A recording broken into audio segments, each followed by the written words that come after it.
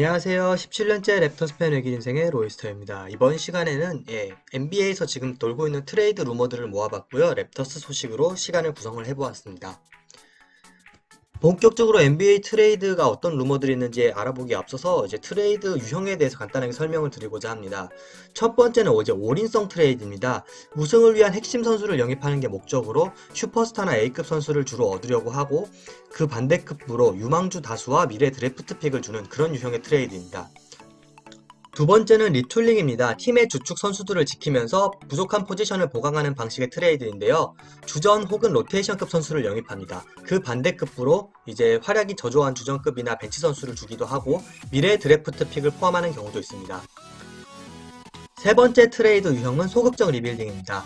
셀러리 유동성을 확보하고 미래 드래프트 픽을 수집하는 것이 목적으로 미래의 드래프트 픽과 유망주 선수를 주로 받으며 그 반대급부로 주전 혹은 로테이션급 선수를 상대에게 내줍니다. 마지막은 적극적 리빌딩입니다. 미래 드래프트 픽 수집이 가장 큰 목적이므로 미래 드래프트 픽, 심지어 악성 계약을 떠맡기도 하면서 이제 에이스급 선수를 내줍니다. 이러한 경우에는 미래의 픽을 다수 확보를 합니다. 트레이드 관련해서 몇 가지 제약사항이 있습니다. 이제 양팀 간의 셀러리가 맞아야 됩니다. 양팀 간 트레이드 대상 선수들의 셀러리가 플러스 마이너스 25% 이내에 있어야 트레이드가 가능하며 따라서 셀러리를 맞추기 위해 포함되는 선수가 있고 그러한 선수들을 셀러리 필러라고 부릅니다. 드래프트 픽 역시 거래 가능한 자산이고 픽은 셀러리 제로 취급을 합니다. 하지만 연이은 1라운드 픽은 거래 불가입니다. 예를 들어서 올해와 내년의 픽을 한꺼번에 줄 수는 없습니다. 또 양팀 간의 트레이드가 아니라 3팀 혹은 4팀 이상이 연루된 다자간 트레이드 역시 가능합니다. 참고로 이번 시즌의 트레이드 데드라인은 3월 25일입니다. 그 이후에는 트레이드가 불가능합니다.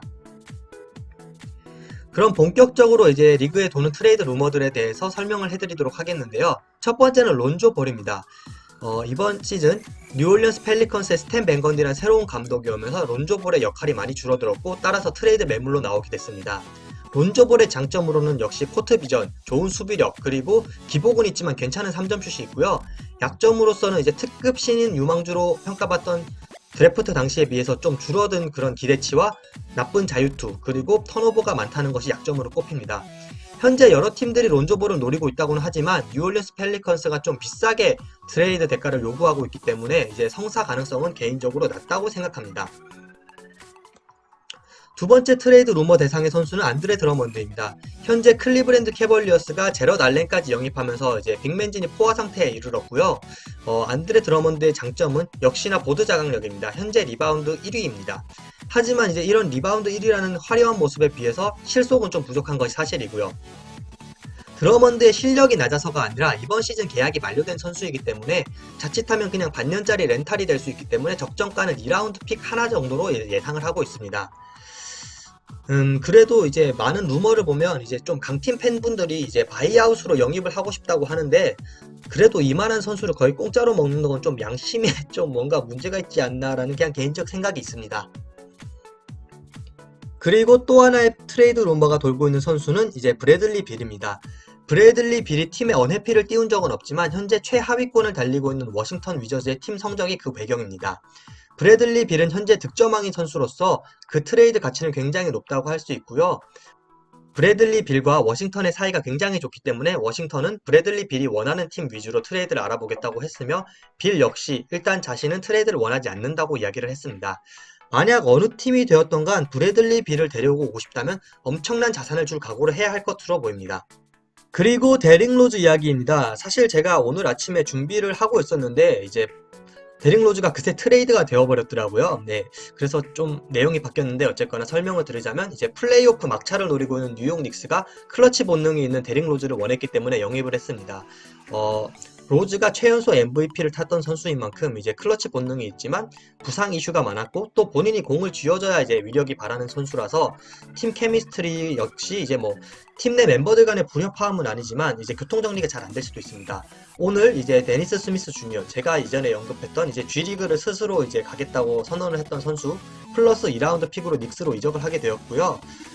닉스 감독이 이제 탐 티보드의 이제 옛날 제자 사랑은 정말 이쯤 되면 이제 진짜 사랑이 아닌가 의심이 될 정도입니다. 랩터스 소식입니다. 애틀랜타 혹스를 상대로 121대 132 패배를 거뒀습니다. 트레이 영과 콜린스 듀오는 47득점을 합작을 했습니다. 클린트 카펠라 같은 경우 23득점, 16리바운드, 4블락 어마어마한 스탯을 보여줬습니다. 카펠라를 막아야 되는 막중한 임무를 책임졌던 에런 베인즈는 15분 출장에 리바운드는 하나도 기록하지 못하는 굴욕을 맛보았습니다. 벤치 유닛 대결에 있어서는 애틀랜타 혹스가 3점 슛이 나쁜 팀에도 불구하고 지난 경기에서는 엄청난 성공률을 보여줬습니다. 한편 이제 랩터스의 빅맨이 크리스 부셰이도 29득점 10리바운드로 나름 분전을 했습니다. 3점 슛이란 것은 아무래도 좀 감을 타는 그런 류의 슈팅인데요. 이런 날은 그냥 좀 운이 나빠서 졌다라고 밖에 생각을 할 수가 없습니다. 다음 경기 프리뷰입니다. 이제 멤피스 그리즐리를 상대를 하고요. 승리를 가른 키포인트 그 첫 번째로는 조나스 발렌슈나스입니다. 랩터스에서 드래프트 돼서 오랜 시간 이제 동거동락했던 발렌슈나스가 이제 멤피스로 이적을 하게 되었죠. 평균 기록 더블더블을 기록하는 이제 몇 안 남은 정통파 빅맨인데요. 이러한 강한 센터를 상대로 지난 경기 0리바운드의 굴욕을 맛봤던 에런 베인즈가 과연 막을 수 있을지 한번 지켜봐야 될 것 같습니다. 그리고 또 하나 조심해야 될 선수는 자 모란트입니다. 지난 시즌 신인왕을 수상했던 선수로 가공할 스피드를 가진 멤피스 공격의 주축인 선수입니다. 마지막으로는 부상주의보입니다. 현재 이제 연속해서 원정 경기를 치르고 있는 랩터스며 이제 멤피스전 이후에도 목요일, 금요일 각각 백투백 플레이가 있는 랩터스로서는 부상에 특히 주의해야 되며 그레이슨 알렌이라는 멤피스의 더티 플레이어가 있는데 이 선수에도 좀 주의를 해야 될 것 같습니다. 오늘 있었던 이제 슈퍼볼 55에서 이제 템파베이의 버커니어스가 우승을 했는데요. 이 좋은 기운을 이제 같이 템파에서 이제 홈게임을 치르고 있는 랩터스가 좀 나눠받을 수 있으면 좋겠습니다. 제가 이번 시간 준비한 자료는 여기까지고요. 좋아요와 구독 언제나 환영입니다. 또한 궁금하신 점이 있다면 댓글로 남겨주시면 제가 빠르게 답변을 드릴 수 있도록 하겠습니다. 감사합니다.